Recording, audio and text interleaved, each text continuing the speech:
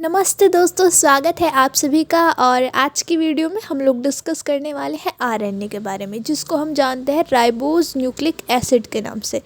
तो स्टार्ट करते हैं। अगर आपने चैनल को सब्सक्राइब नहीं किया है तो प्लीज़ चैनल को सब्सक्राइब कर लेना और प्लीज़ लाइक कर देना।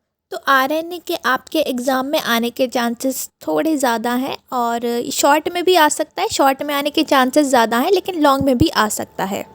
तो आज की वीडियो में हम आरएनए के बारे में जानते हैं। तो आरएनए होता क्या है इसके बारे में डिस्कस करेंगे और आरएनए का स्ट्रक्चर किस टाइप से होता है और टाइप्स के बारे में डिस्कस करेंगे। तो स्टार्ट करते हैं आरएनए।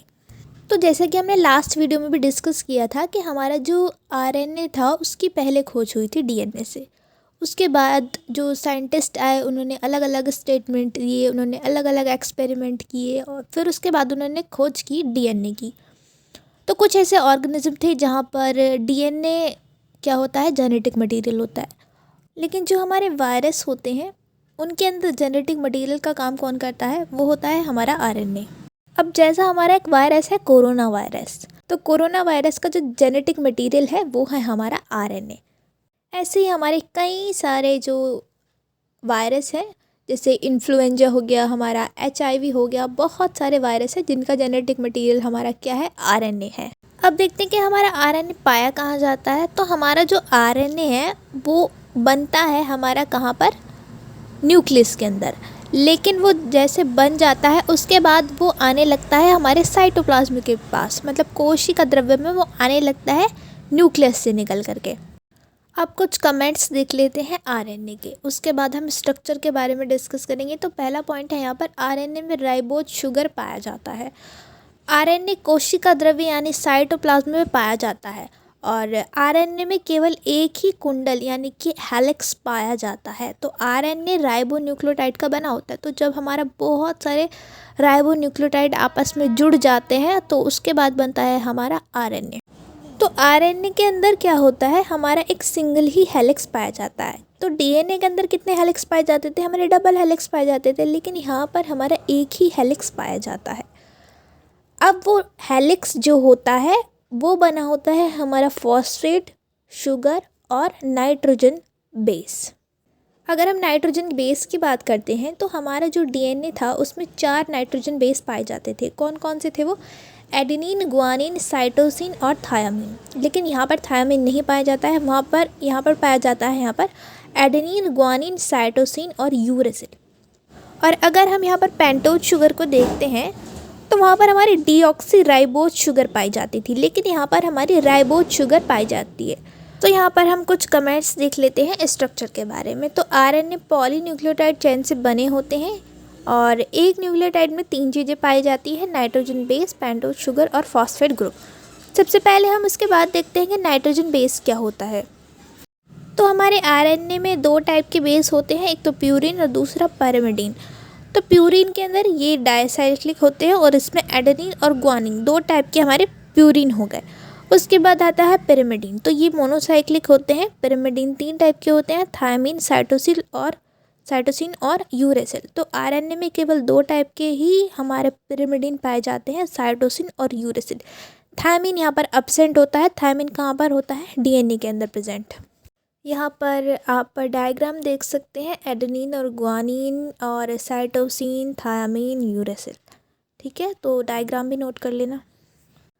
अब देखते हैं हम पेंटोज शुगर। तो पेंटोज शुगर में क्या है, आरएनए में राइबोज शुगर पाई जाती है। पेंटोज शुगर एक ऐसी शुगर है जिसमें 5 कार्बन पाए जाते हैं। राइबोज शुगर में ऑक्सीजन नॉर्मल होती है। राइबोज शुगर का फॉर्मूला लिखना चाहो तो यहाँ से लिख सकते हो, C5H10O5। राइबोज शुगर में दूसरे और तीसरे कार्बन पर हाइड्रोक्सिल ग्रुप प्रेजेंट होता है। तो हमारी पेंटोज शुगर के अंदर डीऑक्सी राइबोज और राइबोज शुगर में क्या डिफरेंस है स्ट्रक्चर के अंदर। तो हमारी जो डीऑक्सी राइबोज शुगर थी जो हमारे डीएनए के अंदर पाई जाती थी, वहाँ पर क्या था, जो हमारा सेकेंडरी कार्बन है वहाँ पर हमारा हाइड्रोजन ग्रुप प्रेजेंट होता है। लेकिन हमारी जो राइबोज शुगर है जो कि हमारे आरएनए के अंदर पाई जाती है, वहाँ पर हमारा हाइड्रोक्सिल ग्रुप प्रेजेंट है। तो ये डिफरेंस है दोनों स्ट्रक्चर्स में। इसके बाद आता है हमारा फॉस्फेट ग्रुप। तो आरएनए में फॉस्फेट मॉलिक्यूल पाए जाते हैं और उसके बाद भी कुछ पॉइंट्स हैं स्ट्रक्चर में अगर आप लिखना चाहते हो तो। तो आरएनए में एक सिंगल हेलिक्स होता है। आरएनए बहुत सारे राइबोन्यूक्लियोटाइड्स की एक लंबी चेन होती है। आरएनए का बैकबोन जो शुगर और फॉस्फेट का बना होता है। और नेक्स्ट है हमारा शुगर के प्राइमरी कार्बन से नाइट्रोजन बेस जुड़ा होता है जिनके बीच में ग्लाइकोसिडिक बॉन्ड प्रेजेंट होता है। नेक्स्ट है शुगर के 5th कार्बन से फॉस्फेट ग्रुप जुड़ा होता है जिनके बीच में फॉस्फोडाइएस्टर बॉन्ड प्रेजेंट होता है। तो यहाँ पर बॉन्ड्स का ध्यान रखना। नेक्स्ट है यहाँ पर आरएनए का सिंगल स्ट्रैंडेड 3' to 5' डायरेक्शन में होता है। और आरएनए के राइबोन्यूक्लियोटाइड्स 4 टाइप्स के होते हैं। कौन कौन से? एडेनोसिन मोनोफॉस्फेट और ग्वानोसिन मोनोफॉस्फेट, साइटिडीन मोनोफॉस्फेट और यूरेडिन मोनोफॉस्फेट। कुछ वायरस में आरएनए डीएनए के समान जेनेटिक पदार्थ यानी कि आनुवंशिक पदार्थ का कार्य करता है, जैसे हो गए हमारे HIV और TMV, tobacco mosaic virus, influenza और रेट्रोवायरस। बहुत सारे वायरस हैं जिनके अंदर क्या होता है, हमारा आरएनए जेनेटिक मटेरियल। तो यहाँ पर आप कुछ केमिकल स्ट्रक्चर देख सकते हो कि किस टाइप से हमारा आरएनए होता है, और स्ट्रक्चर देख सकते हो आप आरएनए के। अब बात करते हैं टाइप्स के बारे में। तो आरएनए 3 टाइप्स के होते हैं, मैसेंजर आरएनए, ट्रांसफ़र आरएनए और राइबोसोमल आरएनए। तो सबसे पहले हम मैसेंजर आरएनए को देखते हैं। तो इसको शॉर्ट फॉर्म होती है mRNA। हमारी एक सेल में कुल आरएनए का 3 से 5% पार्ट जो होता है वो हमारा mRNA होता है। तो mRNA का निर्माण हमारे न्यूक्लियस में डीएनए में ट्रांसक्रिप्शन प्रोसेस द्वारा होता है। तो प्रोकैरियोटिक सेल्स में एक ही mRNA से एक से ज़्यादा पॉलीपेप्टाइड चेन का निर्माण होता है, इसलिए इन mRNA को पॉलीसिस्टोनिक आरएनए कहते हैं। जबकि यूकैरियोटिक सेल्स में एक mRNA से केवल एक ही पॉलीपेप्टाइड चेन बनाने के सिंथेसिस के लिए सूचनाएं होती हैं, जिसको हम क्या बोलते हैं, मोनोसिस्टोनिक आरएनए। तो हमारे जो mRNA का निर्माण होता है वो होता है हमारे ट्रांसक्रिप्शन प्रोसेस से। और जो हमारा mRNA होता है वो एक इम्पॉर्टेंट रोल प्ले करता है कहाँ पर, हमारे प्रोटीन बनाने में। और प्रोटीन बनता कैसे है, तो हमारे जो बहुत सारे अमाइनो एसिड होते हैं वो आपस में जुड़ते हैं पेप्टाइड बॉन्ड के थ्रू, और पॉलीपेप्टाइड की एक लंबी चेन बनती है। इसके बाद ही हमारा प्रोटीन बनता है। ठीक है, तो ये था हमारा mRNA के बारे में। उसके बाद आता है हमारा tRNA। फर्स्ट कमेंट है यहाँ पर, एक सेल में कुल आरएनए का 16 से 18% पार्ट जो होता है वो होता है हमारा tRNA। tRNA का स्ट्रक्चर क्लोवर लीफ की तरह होता है, और ये जो आरएनए होता है वो सबसे छोटा होता है। tRNA को हम सॉल्यूबल आरएनए भी कहते हैं।